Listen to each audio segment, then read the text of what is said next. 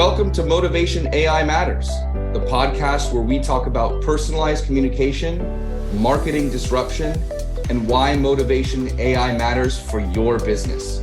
I'm Alex Olesen, here to help you channel the power of language to motivate your customers to engage and act.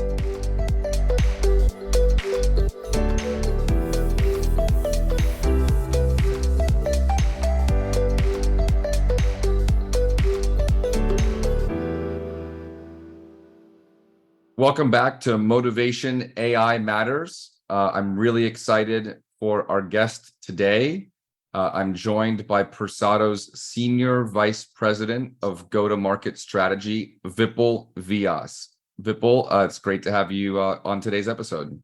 Likewise, Alex. Thanks for having me. Now, I know you and I work really closely together, but to start things off for the listeners, do you mind giving us a bit of background on who you are, your career, and what led you to Persado?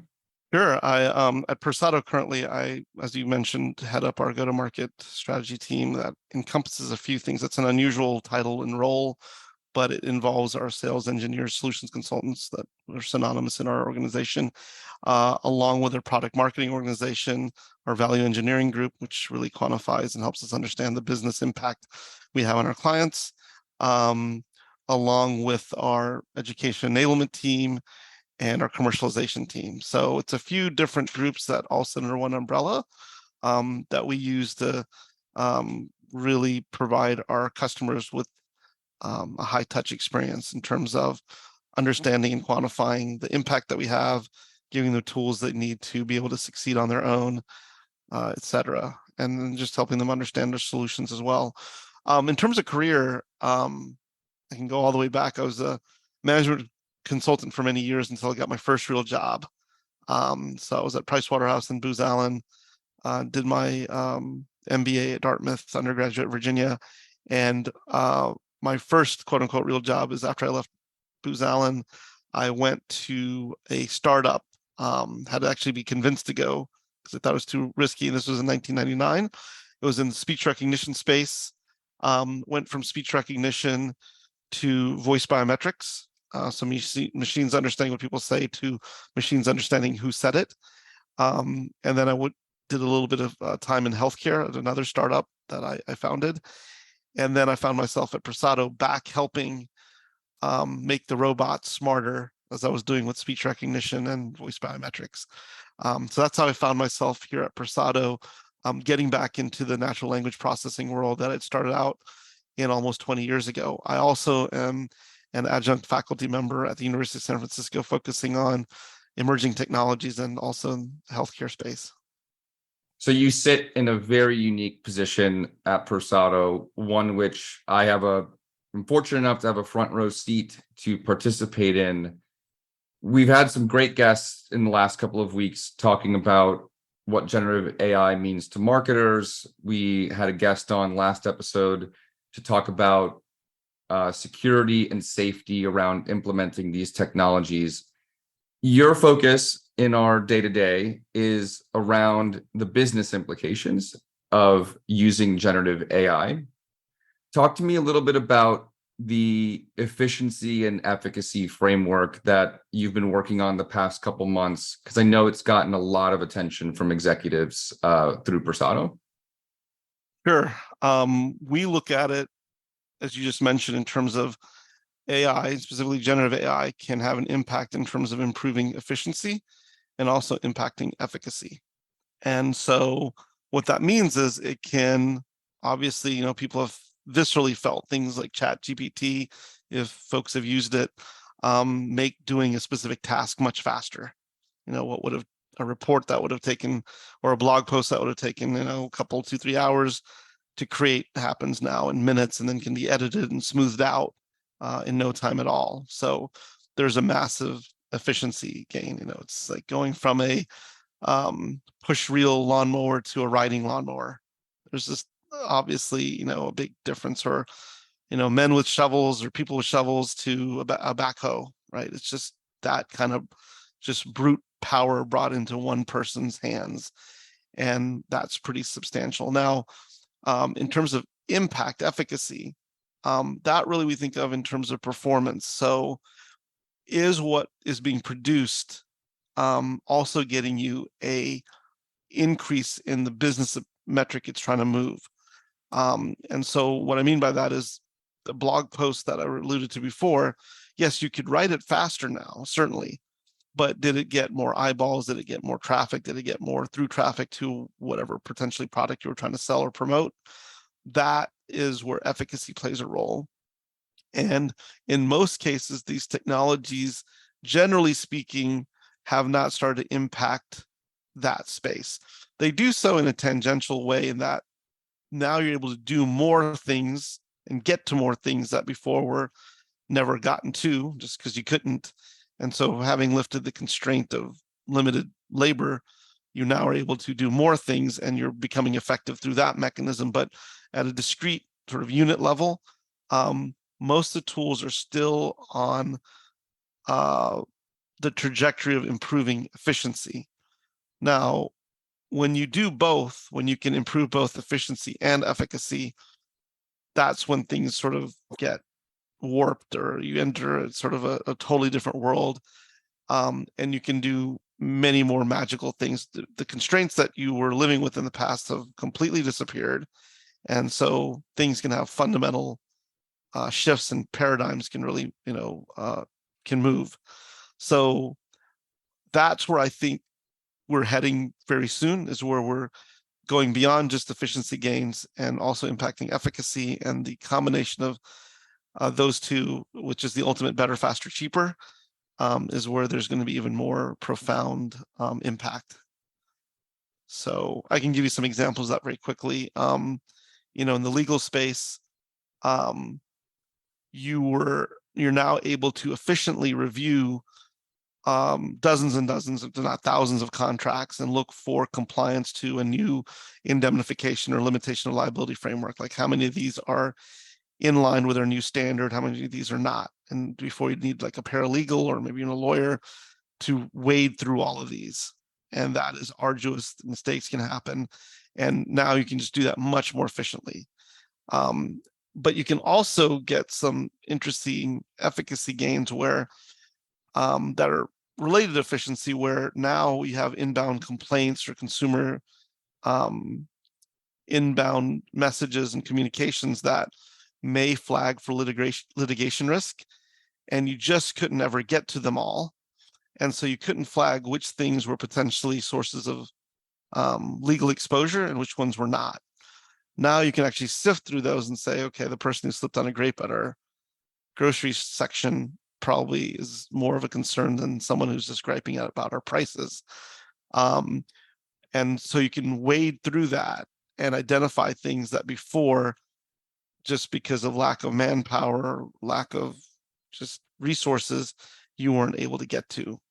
One, on the efficiency side, and then also being able to pattern, recognize, and discern which things represent a risk in a scalable way. So that's not in the marketing world, obviously, but that gives you a sense of kind of what's going on. In marketing, I think it's a little bit more direct in that, did the language and the words and the message you created drive more of the activity you wanted, more of the behavior you wanted than before? So are you not just creating language faster, generating content faster, but are you generating better content that's performing in the way that you want it to perform?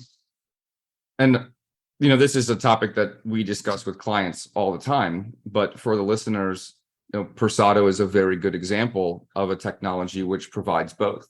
We do provide more effective language, generating an incremental amount of conversions, and we constantly aspire to be a net time saver for the marketing teams that we work with. We, on the prior episode, Vipul, had a very interesting conversation around generative AI's role in augmenting jobs in the workplace.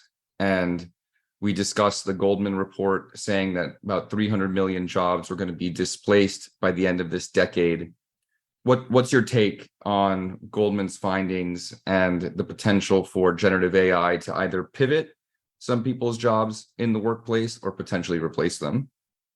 There will be dislocation of different degrees.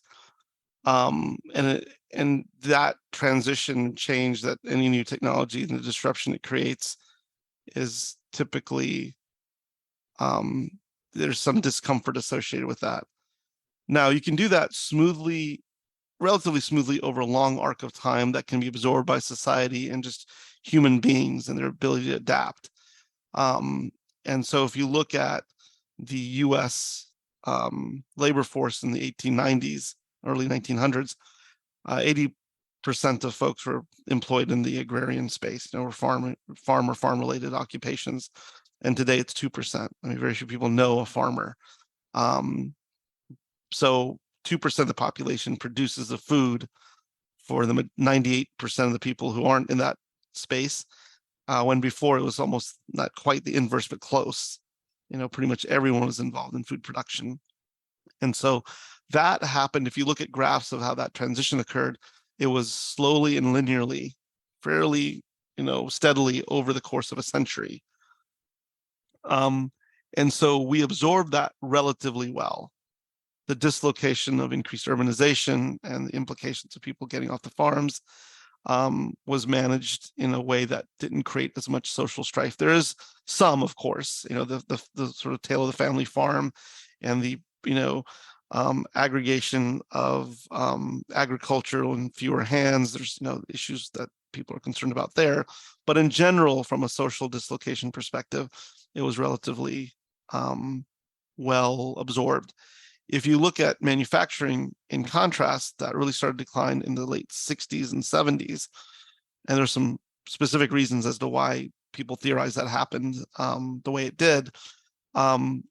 You saw a precipitous decline from, I think, in 27-ish, maybe a little over 30% of the labor force employed in manufacturing, and now close to in the 7% range today. It may even have drifted a little bit lower more recently. So that happened in the course of less than 50 years and really accelerated in a couple of phases, the 80s and then the 2000s, and it happened fast. And that's the what you have as a result is the Rust Belt, places, the cities that were impacted like Detroit, and that didn't happen smoothly. And that doesn't mean that that can't be mitigated. If you look at Germany and Japan, they actually really worked hard to make sure their manufacturing bases were at least somewhat secure and tempered against some of the dislocation that was occurring. The US, being the manufacturing powerhouse coming out of World War II, did not feel such protection or such mindfulness of that was necessary. We kind of took it as for granted that we were that manufacturing powerhouse. And so that decline was never buffered. So I say that to point to the fact that AI probably will create dislocation, but it can be managed. Just like in the past, there are examples of where forces that can lead to severe dislocation can be mitigated. You just have to understand the threat, understand the social issues it can create, and then make sure to invest to mitigate them. So I think it's a good segue into another part of your career. You are an adjunct professor at University of San Francisco, focusing on emerging technologies. What's the discourse in your classroom with your students? What's top of mind for them as they contemplate entering or re-entering the workforce? And what are some of the debates that you have among your students? I think many of them want to understand, to the spirit of your last question, what's the job market going to be for them? What's it going to look like? How's it going to be different than when they first contemplated going to school? Because things change pretty rapidly in the public, psyche and the zeitgeist. As of September 2022, when ChatGPT emerged on the scene, so a lot of them are thinking about what are the implications for them personally. I think this is one of those technologies that will, as our CEO has alluded to, have this sort of hype cycle in the short term and then have more profound effects over the long term. Travel agents didn't get put out of business overnight in the 90s with the emergence of the internet. There was sort of a sputtering along for a while until it just didn't make sense anymore, right? And I think a lot of industries that are going to be disrupted by generative AI, it's not going to happen all of a sudden. It'll be slow and then all of a sudden.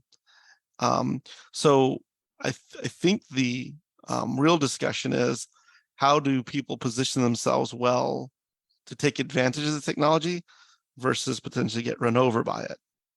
And I think that just as in manufacturing, where automation actually had a huge impact on the rate of employment, if you could run the machines, you had a job. If you were the machine, less likely so. And so there's going to be the need for human augmentation for at least some period of time into the foreseeable future. And so people who can get the machine to do what we need it to do, and actually it's more going to be about framing the problem. So people are going to be moving from production to direction in terms of they're going to be directors versus actors, if you will, from a movie making analogy perspective. So instead of being the orchestrator, the actual final leg of work, they're going to be saying, this is the problem I want to solve. This is how I want to solve it, and then evaluating the solution. And so I think that is going to be a big change in people's skill set. It's going to be about defining problems well and in an articulate manner versus the brute force solutioning that may be where they've had focused in the past. I think that's correct. And I'm observing that too in market when I speak to clients. We, at Persado, we've made a push to make part of our product offering more self-service, less reliant on client first-party data. And I've even heard a couple of our clients refer to as Persado as an extra member of the creative team. And I really do think that the dynamic that we see at play with enterprises who are implementing this technology effectively and efficiently, it's not necessarily replacing human beings today, but rather helping undo writer's block or help alleviate the blank page problem. And then when you take that and supplement it with the macroeconomic data that Persado provides around hundreds of millions of consumer interactions, that's where you add a statistical element to human intuition. So in your observations, companies that are getting this right today, what are they doing? And what is your advice to an executive who's contemplating making their first investment into generative AI for the enterprise? It's a tough question, because there's, in this marketplace, a few things are happening. One, the core technology providers such as OpenAI, which has got a significant amount of funding from Microsoft, so they're almost sort of commingled entities, obviously came on the scene with ChatGPT several months ago, almost a little bit over half a year ago, I suppose. That's now freely available to everyone. And the core technology is also available. So you have, as a function of that, the proliferation of dozens, probably more like hundreds of small companies that are all building point solutions on top of the core technology, because now the barrier to entry to be innovative, to create something, is much lowered, because someone's taken the hit on that big development effort, the big training model development, transformer model development, machine learning efforts, all that big lift someone else took.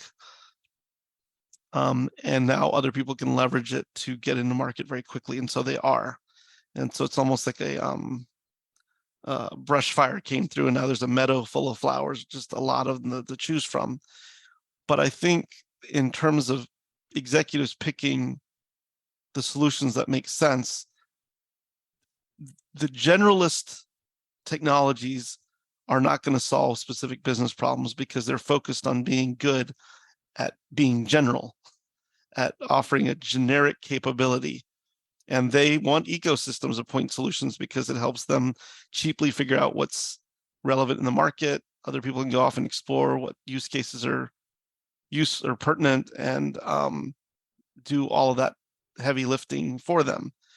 And they can sit back. It's the whole gold rush analogy of the people who supplied the pickaxes were the ones that made the money, not the miners necessarily themselves. And so I think the general technologies will still focus on the general technology, general tech, because there's so much still to do there. There's so much greenfield still to conquer. And so point solutions will be the things that emerge that people have to evaluate because they're focused on specific problems by their nature. Point solutions are attempting to solve specific issues or problems or challenges. And so then it's a matter of, well, what point solutions are the right ones to pick? It's the ones that actually are intimately familiar with the business problem that they're trying to solve through some level of expertise of the processor space, and that are focused on moving specific KPIs. Because at the end of the day, you're not buying generative AI, you're buying a business outcome. It's ideally what you're buying. You're buying a result. And so looking back at other examples or other industries or other similar technologies where there's a core technology provider or set of providers that have come on the scene that have enabled a lot of other people to proliferate, you see a few themes. One is that these point solutions should have 4 key characteristics. One is that they have optimized their UI UX for the specific problem they're trying to solve. And that's an artful effort, though not insurmountable. So just have I geared everything I'm trying to do to make it as easy as possible for the end user to accomplish their tasks. And so then you at least get user buy-in. And the second thing is workflow integration. It's similar to UI UX. Does this seamlessly flow into existing or adjacent processes such that it's not hyper disruptive to existing workflows, such that it's hard to absorb? That may change slowly over time, but initially you want to fit into a construct people can get their head around so that the technology can actually be successfully absorbed. So again, 1 is UI UX, 2 is workflow integration, 3 is reporting, and that's really the way that the vendor justifies their invoice. But it's also a way that you understand that, is this solution actually moving the metric that it says it was going to move, that it said it was going to move? And so reporting and robustness of reporting and the insights it can give are going to be big. And those are solution specific, not general or generic, that typically won't come from a generic provider. And then the fourth thing is that they've extended the technology. So in this case, they've extended language models. There's a litany of previous examples that are illustrative of this from speech recognition technology that I'm familiar with, where if you want to do a driving directions application, the UI UX had to be optimized that, maps, the workflow integration, and how to integrate with like GPS chips and whatnot, which the generic speech recognition applications would not bother with. Like, why would they? They had to actually report on terms of accuracy and get that feedback loop going. And then fourth, they had to do novel things such as disambiguate words like Marquette Street and Market Street, MARQUETTE versus MARKET. And they had to use traffic data to figure out probabilistically if they both sound similar when someone says them, which one is it more likely going to be, to disambiguate between the two. So they had to extend the core technology to address the specific problem. So that's just an example. In the case of Persado, we've had to actually take language and actually inject emotion into it, and then couple that with a clear description of a call to action, to then couple emotion with motivation to actually drive action and the behaviors we want. So Persado is another just case study of a solution in a space with generic capabilities, generic technologies, where the point solution has to extend what the core solution, the core technology does to solve a business problem. In this case, driving conversions and the behaviors we want from consumers. So that's the theme. You can see that with voice biometrics as well. For another form of generative AI people don't often think about is path planning with actual autonomous vehicles. The path plan is actually a form of generative AI. And you have different applications in different scenarios, from an 18-wheeler versus an autonomous bus system that they're now rolling out in different cities. So yeah, I think the executives are going to have to think about making bets on technologies. The good thing is that, these bets aren't sealed in cement, but you look for some hallmark characteristics of winners or likely winners based on some of the attributes I just mentioned. And that's based on my sort of set of characteristics I went through, is just based on historically over the last 20 years seeing similar trends play out, where general technology came on the scene and then a bunch of point solutions emerged. There's a whole cacophony of activity, and then a few remained standing at the end. And it was the ones that had those 4 characteristics I mentioned more It's often than not. it's very reminiscent, Vipul, if you wind the clock back about 10, 15 years, large enterprises were either an SAP shop or an Oracle shop, both of which had HR functionality, finance functionality, procurement. And then with the advent of software as a service and cloud providers, you had what was referred to back in the day as best of breed. And I remember at the beginning of my career selling into these companies, there was a philosophy of you're either a loyalist to one of SAP or Oracle and you buy every department of functionality, or best of breed. And you have the core ERP that would API into cloud solutions, which back in 2008, 2010, didn't necessarily have their own analytics and reporting functionality, had limited breadth in terms of their capabilities. Fast forward to today, a lot of those point solutions, Workday being a notable example, those run entire large organizations. And I think it's actually a pretty interesting parallel between an OpenAI and SAP, general technology that can be used to satisfy repeatable business functions, and then more bespoke LLMs will be built either on top of those language models or in conjunction with them. And I do think that it'll follow a very similar technology adoption arc that the ERPs and best of breed solutions followed about 15 years ago. You're probably right. I think that the other thing that will follow, I suspect, is going to be along the lines of, you're going to have generative AI everywhere, especially from a marketing perspective. You're going to have generative AI at all the point solutions, or at all the different points channels specifically. And so you'll have an SMS generative AI solution. You'll have one for email, one for web. And so you're going to have lots of different potential generative AI solutions to pick from, provided by your existing vendors for core messaging technologies. And so what may happen is that each one of these is going to have a different voice based on the people that are in charge for that particular channel within the enterprise, based on the vagaries of that particular generative AI solution. And so you're going to be communicating different messages to people at different times, because you have this sort of menagerie of different generative AI solutions. And this happened with CRM many years ago, where once people knew they could use the SMS tools, they could use email, they could use different ways to communicate to customers, everyone kind of went nuts and started sending customers a bunch of SMS messages, a bunch of emails, a bunch of even in some cases printed material. And there was no one sort of coordinating what messaging was going to the customer and what made sense to prioritize, and what ways we could, what mechanisms we could use to keep someone from being overwhelmed, so that we diluted our own messaging. And that's when CRM really came on the scene, right? To basically be a coordination function, to say, I'm going to be air traffic control to coordinate what is sent to whom, when, and how often. And that was basically an attempt to rein in the madness. I literally at one point, many, many years ago, got a SMS, a paper letter, and an email from the same company on the same day, wanting me to do 3 different things.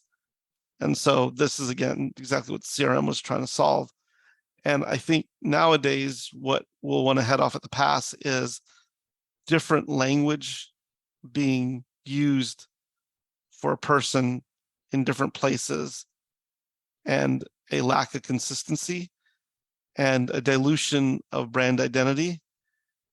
And also, some people call it brand voice, but also just the ability to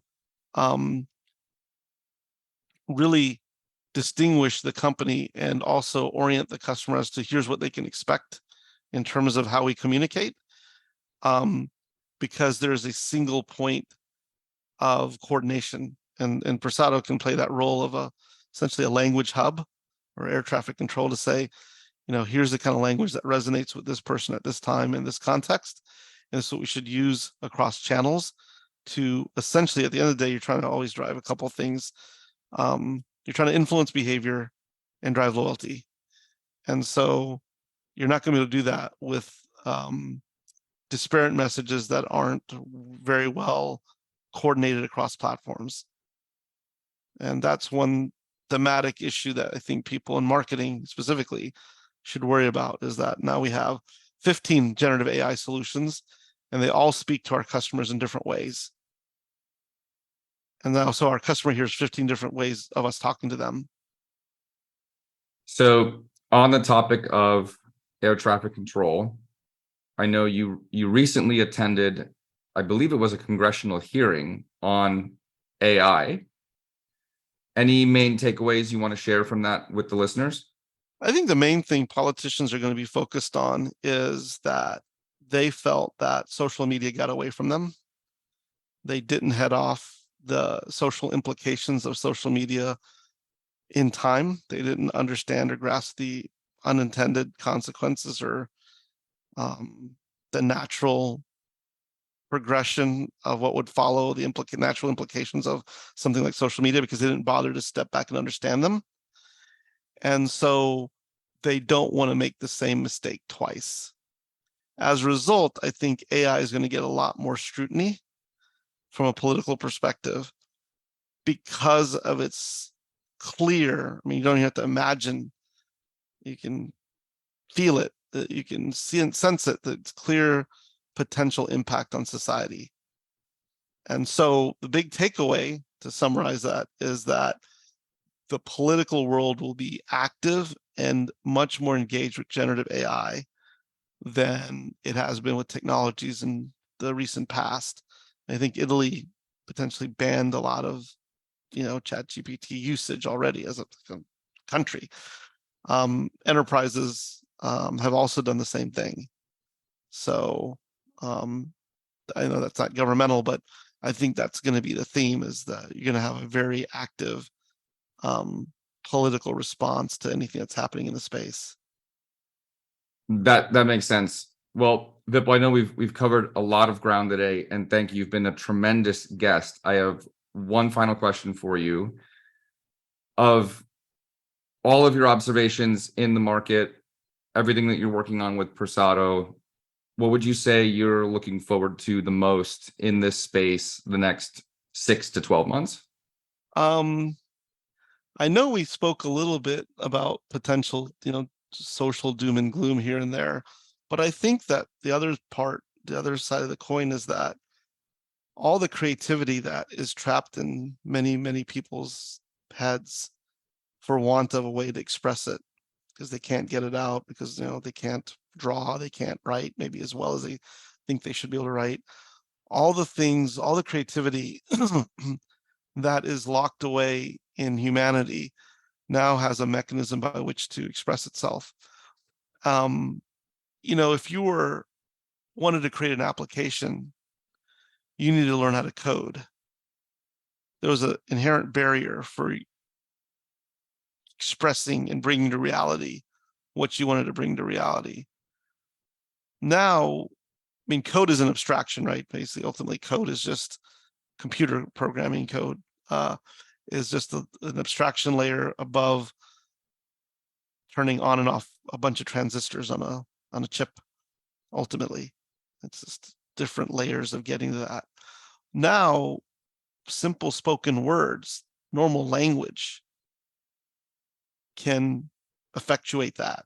You can actually describe, I want a program that does X, Y, Z as an example, and generative AI can create such a thing, right? And so I look at that to say there's a lot of trapped creativity that for simple sources of friction that have historically existed couldn't get out. Now it can. Same thing on the marketing front. We want to, as you mentioned, there's plenty of things that never happened because of writer's block.